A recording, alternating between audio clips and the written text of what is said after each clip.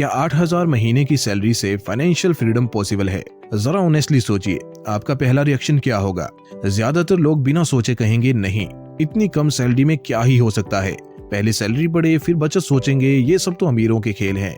लेकिन आज की इस वीडियो में मैं आपको प्रूफ के साथ दिखाने वाला हूँ कि कैसे एक सिक्योरिटी गार्ड बिना कोई बिजनेस, बिना कोई विरासत, बिना कोई लॉटरी, बिना कोई शॉर्टकट, सिर्फ डिसिप्लिन, पेशेंस और सही स्ट्रेटेजी से 1 लाख का फंड बनाता है। और यही कहानी खत्म नहीं होती, यही सफर आगे चलकर 10 लाख रुपए और उससे भी आगे तक जाता है।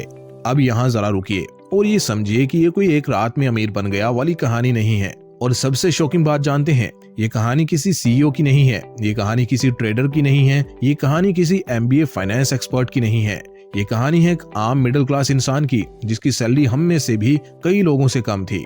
एक ऐसा इंसान जो महीने के आखिर में कैलकुलेट नहीं, दुआ करता था। तो अगर आपकी इनकम कम है, अगर आप भी कभी सोचते हो मेरे लिए पैसा बनाना पॉसिबल नहीं है, मेरी सैलरी तो सिर्फ खर्चों में ही चली जाती है, मैं इन्वेस्ट करके क्या ही कर लूंगा, तो यकीन मानिए ये वीडियो सिर्फ एक कहानी नहीं है, ये वीडियो आपके लिए एक जवाब हो सकती है। अब एक छोटा सा फैक्ट सुनिए, लेकिन ध्यान से सुनिए। भारत में करीब 70% लोग 25,000 रुपए से कम कमाते हैं। मतलब अगर आप कम कमाते हैं तो आप अकेले नहीं हैं। लेकिन असली प्रॉब्लम ये नहीं है कि इनकम कम है, असल प्रॉब्लम है मनी बिहेवियर, पैसा आते ही खर्च करने की आदत और बचत को कल देखेंगे पर टाल देना। आज की कहानी इसी मिथ को तोड़ने वाली है। ये साबित करेगी कि अमीर और गरीब के बीच सबसे बड़ा फर्क सैलरी का नहीं, सोच और फैसलों का होता है। तो वीडियो को अंत तक देखिए, हो सकता है आज आप सिर्फ एक कहानी सुन रहे हों, लेकिन कल आप अपनी कहानी जी रहे होंगे। अब आइए उस कहानी की तरफ चलते हैं जिसका आपको बेसब्री से इंतजार है। राम प्रसाद जी, उम्र 22 साल, उत्तर प्रदेश के एक छोटे से गांव से आए हुए। घर में बूढ़े माँ बाप थे, 2 छोटी बहनें थीं और कमाई के नाम पर बस संघर्ष।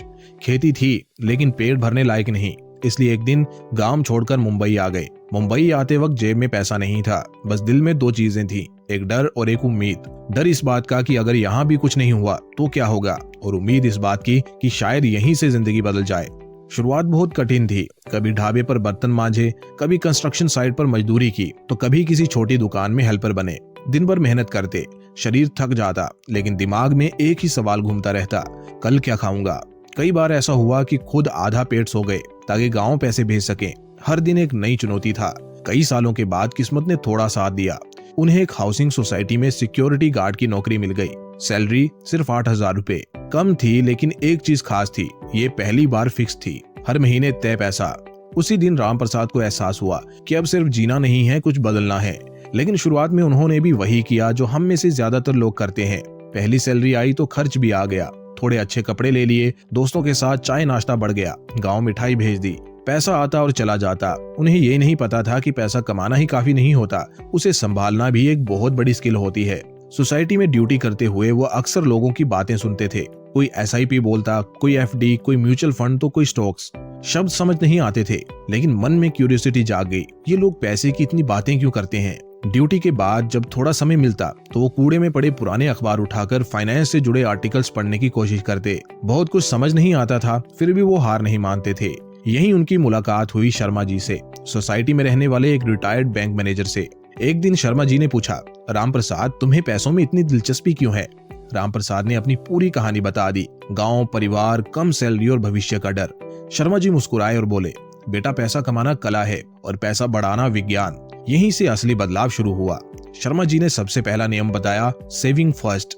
8,000 रुपए की सैलरी में से हर महीने 500 रुपए बचत, खर्च बाद में, पहले बचत। पोस्ट ऑफिस में एक छोटी सी RD भी खुलवाई। रकम छोटी थी लेकिन दिशा बिल्कुल सही। फिर एक दिन एक दोस्त आया, EMI पर नया फोन और EMI पर बाइक लेकर के आया। हंसते हुए बोला, लाइफ एंजॉय कर यार, कल किसने देखा है। राम प्रसाद का मन थोड़ा डगमगाया, लेकिन फिर उन्होंने खुद से कहा, मैं दिखावे के लिए अपनी शांति नहीं बेचूंगा। धीरे धीरे 500 रुपए की SIP भी शुरू हुई। कुछ समय बाद सैलरी बढ़कर 11,000 रुपए हो गई, लेकिन लाइफस्टाइल वही रहा। एक्स्ट्रा 3,000 सीधे इन्वेस्टमेंट में चले गए और यहीं से कंपाउंडिंग ने अपना काम दिखाना शुरू किया। फिर एक दिन मार्केट गिर गया, पोर्टफोलियो करीब 20% नीचे चला गया। डर लगना लाजमी था। राम प्रसाद भागे भागे शर्मा जी के पास गए। शर्मा जी ने शांति से कहा, जब तू पेड़ लगाता है और आंधी आती है तो क्या पेड़ उखाड़ देता है? राम प्रसाद समझ गए। उन्होंने पैसा निकाला नहीं, बल्कि गिरावट में थोड़ा और निवेश किया। वही फैसला उनके लिए गेम चेंजर बन गया।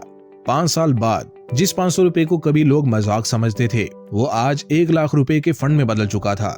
लेकिन ये सिर्फ पैसा नहीं था, ये था कॉन्फिडेंस, सम्मान और जिंदगी में चॉइसेस का एहसास।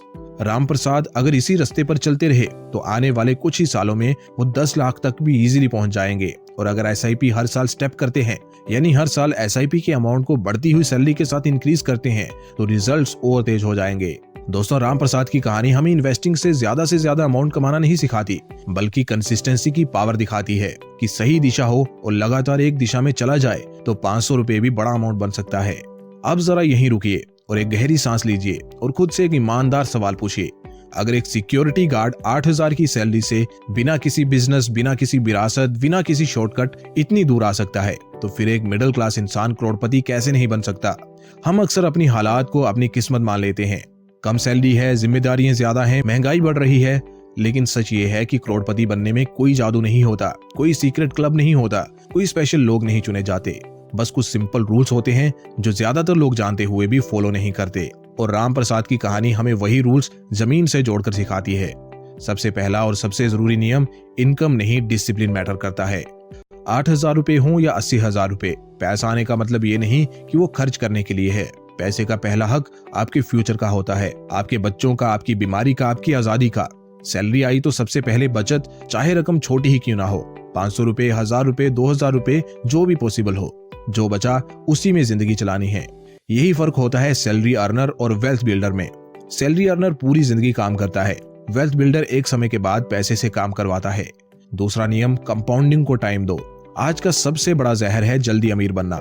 इंस्टाग्राम रील्स, यूट्यूब एड्स और व्हाट्सएप मैसेजेस आपको यही सपना बेचते हैं, लेकिन सच्चाई ये है, जल्दी अमीर बनने की कोशिश आपको देर से गरीब बनाती है।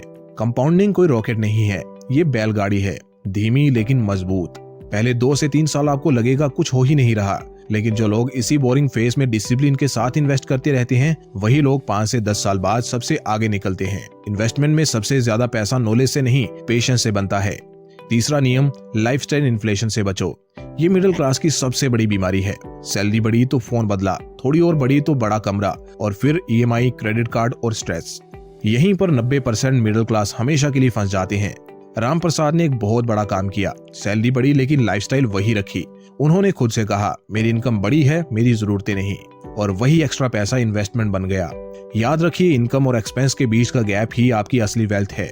गैप नहीं है तो चाहे सैलरी कितनी भी हो, आप हमेशा मिडिल क्लास ही रहोगे।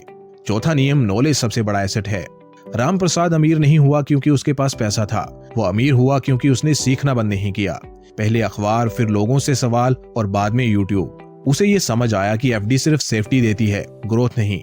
म्यूचुअल फंड शॉर्ट टर्म में डरावना लग सकता है, लेकिन लॉन्ग टर्म में महंगाई को हराता है। स्टॉक्स जुआ नहीं है, अगर आप अच्छे बिजनेस में लंबे समय के लिए इन्वेस्ट करें। मिडिल क्लास अगर रोज सिर्फ 30 मिनट फाइनेंशियल लिटरेसी सीख ले तो करोड़पति बनना मिरेकल नहीं, प्योर मैथ बन जाता है। आपको एक्सपर्ट नहीं बनना, बस इतना समझना है कि कहाँ इन्वेस्ट करना है और कहाँ नहीं, और कब घबराना नहीं है। पांचवा और आखिरी नियम, लॉन्ग टर्म सोचो। करोड़पति बनने का कोई शॉर्टकट नहीं है, लेकिन एक सिंपल फॉर्मूला है, SIP plus time plus discipline plus patience. बस यही है। और उसके बाद ना मार्केट रोज देखनी है, ना हर गिरावट से डरना है, ना हर तेजी में एक्साइटमेंट में आना है। बस हर महीने सेम तारीख को इन्वेस्ट करते रहना है। बस 20 साल तक अगर आप ये कर पाए तो मार्केट आपको इग्नोर नहीं कर सकती। यही बोरिंग कंसिस्टेंसी आपको उस जगह ले जाती है जहां ज्यादातर लोग सिर्फ सपने देखते हैं। और सबसे आखिरी बात, आपको आज करोड़पति नहीं बनना है, आपको आज सिर्फ एक सही कदम उठाना है। 500 रुपए से, 1,000 रुपए से या 2,000 रुपए से, आज नहीं तो कल, लेकिन शुरुआत जरूर करो। क्योंकि एक दिन आप पीछे मुड़कर देखेंगे और खुद से कहेंगे, सब कुछ उसी एक छोटे से फैसले से शुरू हुआ था।